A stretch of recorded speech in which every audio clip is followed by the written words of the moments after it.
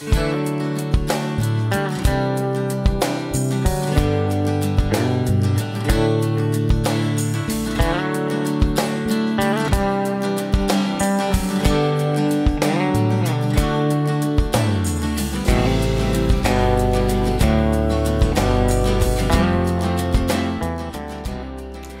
à cette 7e émission d'information sur l'exploration pétrolière dans l'Est du Québec. À l'automne 2011, Pétrolia et son partenaire Québénergie démarraient une étude hydrogéologique concentrée principalement sur la pointe de Haldimand. Est-ce que l'exploitation des hydrocarbures peut représenter un risque de contamination de la nappe phréatique? Est-ce qu'une telle étude, financée en partie par l'industrie pétrolière, peut être indépendante? Le professeur René Lefebvre de l'INRS, l'Institut national de la recherche scientifique, nous entretient sur les étapes de cette importante étude qui porte non seulement sur la nappe phréatique, mais aussi sur les eaux souterraines. Il nous décrit les moyens mis à sa disposition pour recueillir les données nécessaires et rédiger un rapport public qui servira à éclairer la population, l'industrie pétrolière, les ministères et les élus sur les risques ou non que pourraient avoir les travaux de l'industrie pétrolière sur l'environnement. Bonne émission!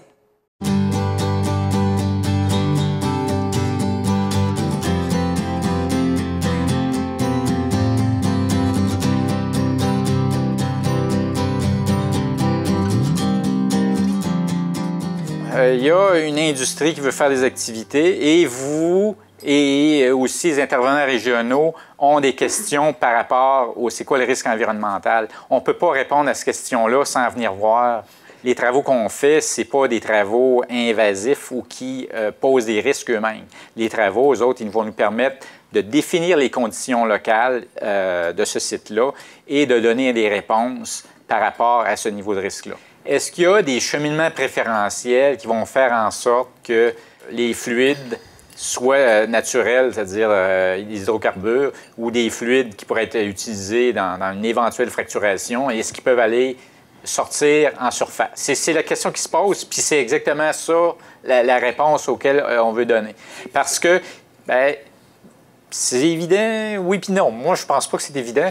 Si c'était évident, je ne serais pas là, bien, ce serait triste, mais sauf que tu ne serais pas triste, mais c'est ça ma job, moi, c'est d'aller voir justement c'est quoi le contexte, puis dans ce contexte-là, qu'est-ce qui peut conduire ou pas conduire à ce genre de scénario-là que vous évoquez, que ça remonte tout en surface. Que si on veut, je disais tantôt, donner l'information, si on veut que les gens de la région prennent une décision, si c'est dangereux, ou de se faire leur propre idée issue du milieu et non pas d'une information qui vient de l'extérieur, je pense qu'il fallait mettre cette étude-là en marche. On l'a vu même à l'extérieur. Il y a même aux États-Unis qui dit est-ce que ça devrait être obligatoire? On voulait justement voir des universitaires ou des chercheurs venir justement d'une façon indépendante confirmer l'impact que pourraient avoir là, les travaux de Pétrolia sur la nappe phréatique, entre autres. Ça, c'est important pour nous de sécuriser la qualité de l'eau, la qualité de l'environnement.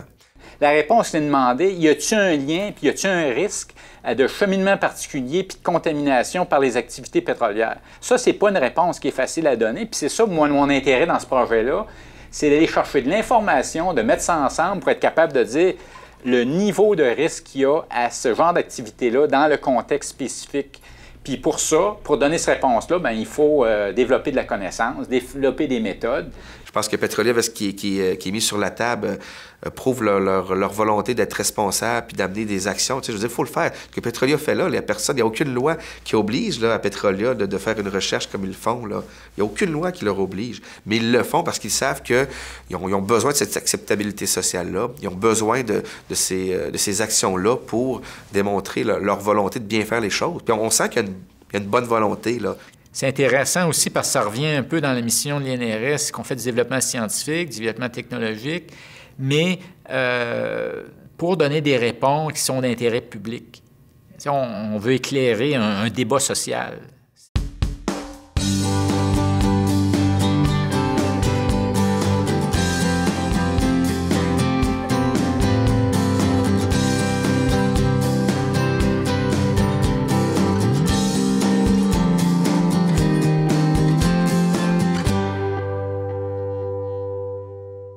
Ce diagramme-là, il représente en fait conceptuellement comment ça fonctionne, l'écoulement de l'eau souterraine.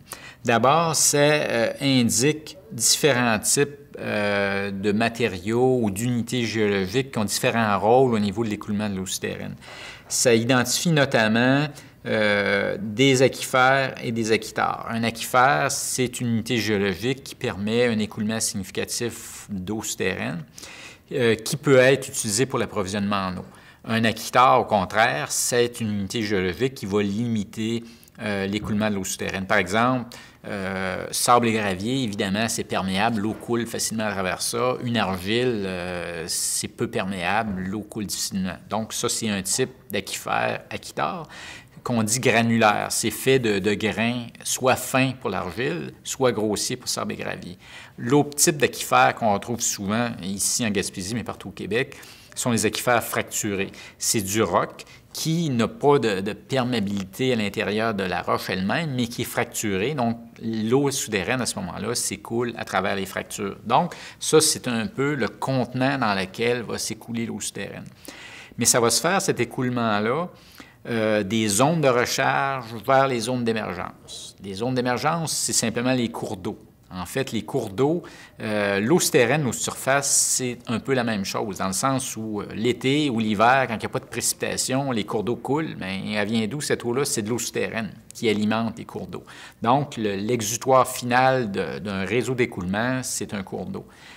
Puis, à l'arrivée ou à l'entrée dans le système, on a ce qu'on appelle les zones de recharge. C'est les endroits où une partie des précipitations va s'infiltrer jusqu'aux nappes, jusqu'aux aquifères, et va commencer son parcours d'écoulement de ces zones-là à travers un réseau d'aquifères pour finir jusqu'au cours d'eau où c'est ce qu'on appelle les zones d'émergence, où ça peut être des sources ou des choses comme ça.